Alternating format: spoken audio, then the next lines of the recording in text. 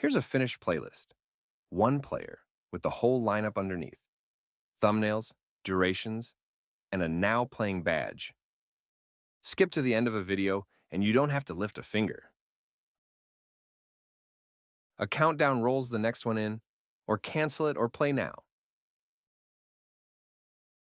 That next item is a YouTube video, and it plays inside the same player with the same controls.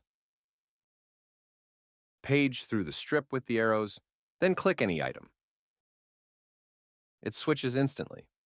Self-hosted files, YouTube, and Vimeo can all sit in one playlist. Same playlist, different layout. Simple list drops the thumbnails and just stacks the titles.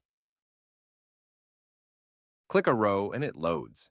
Handy when the list is long and space is tight. The grid layout lays every video out as a card, a thumbnail wall under the player. Nice for a course index.